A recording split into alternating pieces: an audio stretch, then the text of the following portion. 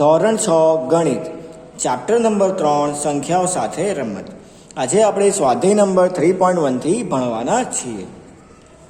પહેલું, નીચેની સંખ્યાઓના તમામ અવયવો લખો. તો આ બધી સંખ્યાઓના આપણને અવયવો લખવાનું છે.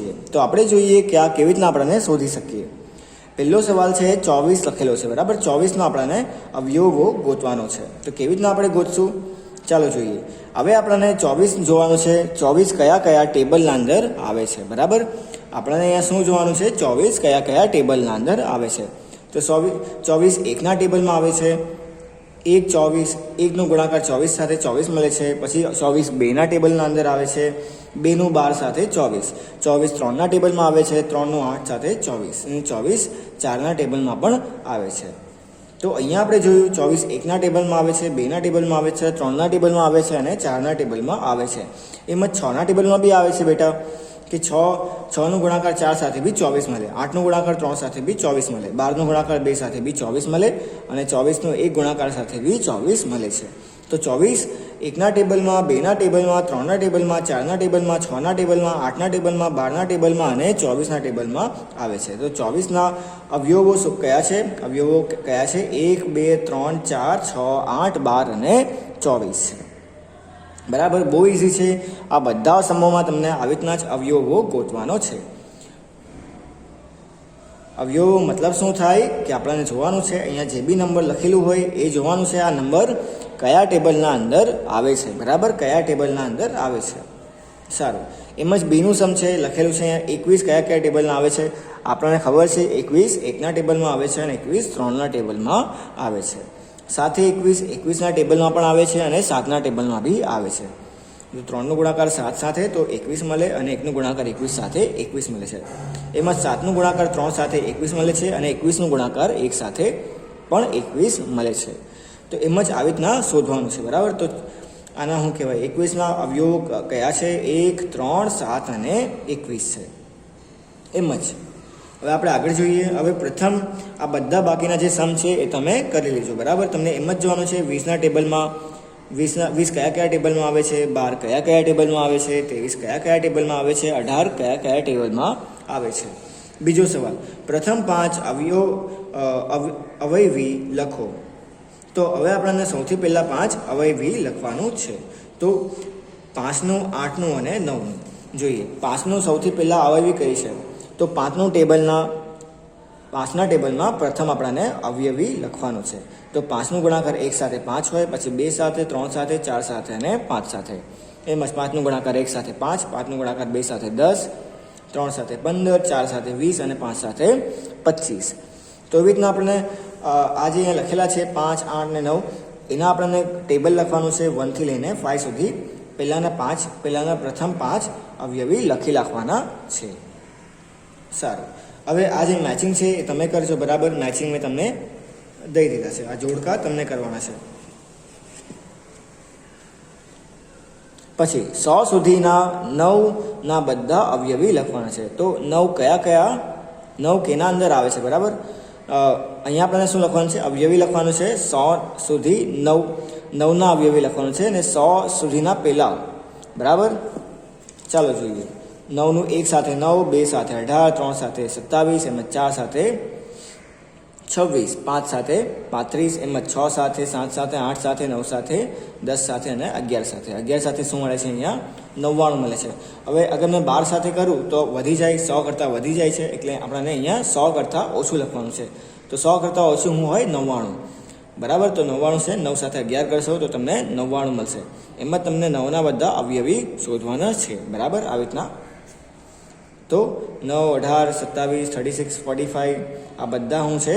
100 સુધી ઓછાના બધા અવયવી છે. બહુ ઇઝી છે. આ 9નું ટેબલ જ છે, બરાબર. 9નું ટેબલ તમને લખી રાખવાનું છે, પણ 100 કરતાં ઓછા નંબર લખવાના છે. 99 100 કરતાં ઓછું છે, બરાબર. ચાલો હવે સ્વાધ્યાય નંબર 3.2 જોઈએ, બરાબર. 3.2 જોઈએ. સ્વાધ્યાય 3.2. પહેલો સવાલ, કોઈ પણ બે એકી સંખ્યાઓનો સરવાળો શું થાય? તો અગર આપણે બે એકી સંખ્યાઓનો અગર સરવાળો કરીએ તો આપણને કઈ સંખ્યા મળે છે? એકી મળે છે કે બેકી મળે છે? અને બે બેકી સંખ્યાઓનો આપણે સરવાળો કરીએ છોકરાઓ તો આપણને અહીંયા કઈ સંખ્યા મળે છે? બરાબર, એકી સંખ્યા મળે યા પછી બેકી સંખ્યા મળે છે? તો જોઈએ, ચલો. સ્વાધ્યાય નંબર 3.2.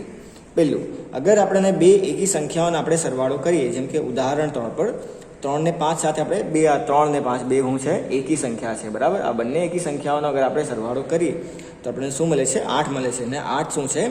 બેકી સંખ્યા છે. બરાબર, કઈ સંખ્યા છે? બેકી સંખ્યા છે. એકી સંખ્યા અને બેકી સંખ્યા છોકરાઓ તમને તો ખબર જ છે. બરાબર,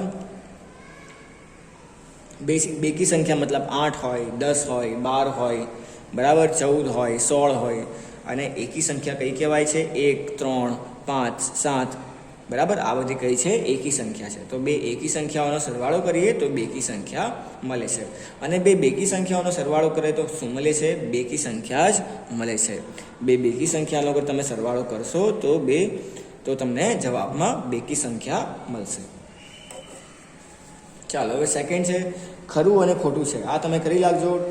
ખરું અને ખોટું આ તમે કરી લાગજો. બરાબર, ત્રીજો સવાલ જોઈએ આપણે. 13 અને 31 એ અવિભાજ્ય છે. તો આ બંને જે સંખ્યા છે 13 અને 31 આ બંને સંખ્યા અવિભાજ્ય છે. આ બંને સંખ્યાઓના અંકો 1 અને 3 સમાન છે. તો 1 અને 3 બંને સંખ્યાઓમાં સમાન છે. એમ 100 સંખ્યા સુધી આવી અવિભાજ્ય સંખ્યા જોડી શોધો. તો આપણને અહીંયા એક જોડી દીધી છે અને આવી આપણને જોડી શોધવાની છે. છોકરાઓ, અહીંયા આપણને આવી એક જોડી દીધી છે અવિભાજ્ય સંખ્યાઓની અને આવી આપણને જોડી શોધવાની છે. બરાબર, તો મેં અહીંયા લખેલું છે, જોઈ લો તમે. 1 ને 7 અને 7 ને 1 આ એક જોડી છે. આ અવિભાજ્ય સંખ્યા છે. 3 ને 7 ને 7 ને 3, 7 ને 9 અને 9 ને 7.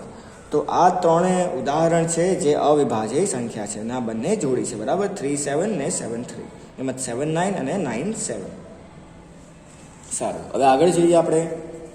ચોથું, 20 થી નાની અવિભાજ્ય અને વિભાજ્ય સંખ્યાઓ અલગથી લખો. તો 20 થી નાની અવિભાજ્ય સંખ્યાઓ અને વિભાજ્ય સંખ્યાઓ આ બંને આપણને અલગથી લખવાની છે. અવિભાજ્ય સંખ્યાઓનો મતલબ શું થાય કે 2, 3, 7, 11 આ બધી સંખ્યા આ પોતાના ટેબલના અંદર જ આવે છે અને એકના ટેબલના અંદર જ આવે છે. પાછું મેં છોકરાઓ બોલી જાઉં, અવિભાજ્ય સંખ્યાઓ શું થાય? અવિભાજ્ય સંખ્યાઓ એને કહેવાય જે એ સંખ્યા એના ટેબલમાં આવે છે અને એકના ટેબલમાં આવે છે. એના અલાવા એના ટેબલમાં આવતું નથી. જેમ કે 11. બરાબર, 11 1 11 હોય અને 1 11 11 હોય. આના અલાવા 11 આ સંખ્યા ઓર કયા ટેબલના અંદર આવતી નથી. આવી સંખ્યાઓને અવિભાજ્ય સંખ્યાઓ કહેવામાં આવે છે. વિભાજ્ય સંખ્યાઓ મતલબ કઈ સંખ્યા થાય? જેમ કે 4 2 2 4 થાય, પછી 4 1 4 થાય, 2 2 4 થાય, 4 1 4 થાય અને 1 4 4 થાય.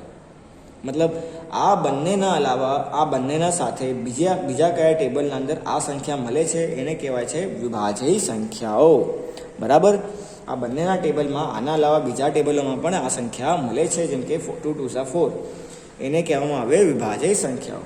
અને આ ખાલી આવી સંખ્યાઓ ખાલી આ બંને ટેબલના અંદર જ મળે છે, પણ આ સંખ્યાઓ 2 કરતાં વધારે ટેબલના અંદર મળે છે. બરાબર, એમ જ 2, 3, 7, 11, 13, 17 અને 19 આ બધી સંખ્યાઓ પોતાના ટેબલમાં મળે છે અને એકના ટેબલના અંદર મળે છે. અને વિભાજ્ય સંખ્યાઓ શું થાય? આ 2 કરતાં વધારે ટેબલના અંદર મળે છે આ બધી સંખ્યાઓ. હવે ચલો આગળ જોઈએ. 1 થી 10 વચ્ચે સૌથી મોટી અવિભાજ્ય સંખ્યા કઈ છે? તો 1 થી 10 વચ્ચે સૌથી મોટી અવિભાજ્ય સંખ્યા જેને વિભાજન ના થઈ શકે. બરાબર, એ કઈ સંખ્યા છે? 7. હે ને? 7 પછી કઈ સંખ્યા આવે? અવિભાજ્યમાં 11 સંખ્યા આવે છે. 11 સંખ્યા આવે છે, 11મી સંખ્યા આવે છે. તો 7મી સંખ્યા 10 કરતાં ઓછું સૌથી મોટી અવિભાજ્ય સંખ્યા છે. મતલબ શું છે કે 7 ખાલી પોતાના ટેબલમાં આવે છે અને એકના ટેબલમાં જ આવે છે.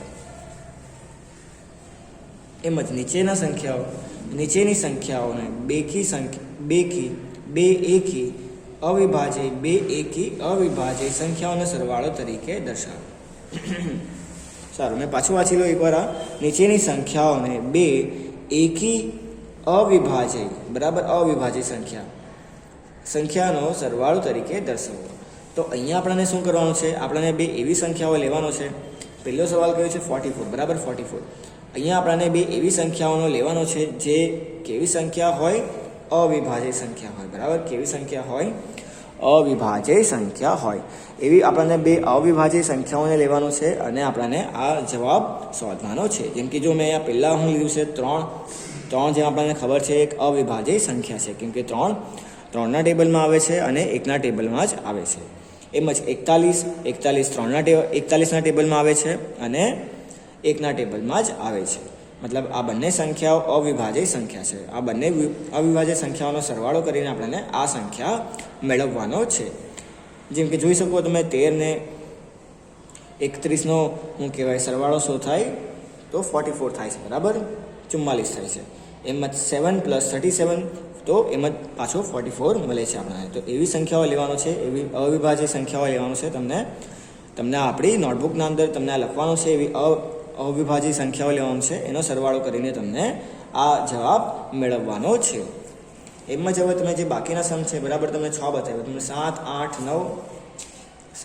9, 10, 11 ને 12 આ તમને 6 તમને ઘરેથી કરીને લાવવાનો છે. આ બધાના અંદર કંઈ ડરવાવાળી વાત નથી, બરાબર. અવિભાજ્ય અને વિભાજ્ય ઉપર જ પૂરું ચેપ્ટર છે, બરાબર. આ સ્વાધ્યાય છે, આ સ્વાધ્યાય અવિભાજ્ય અને વિભાજ્ય ઉપર જ છે. તો તમને વાંચીને તમે હરકત રીતના સમજીને અવિભાજ્ય સંખ્યા કઈ થાય ને વિભાજ્ય સંખ્યા કઈ થાય આ તમને સમજ પડી ગઈ. મતલબ આ તમે સ્વાધ્યાય સરળતાથી તમે કરી શકશો.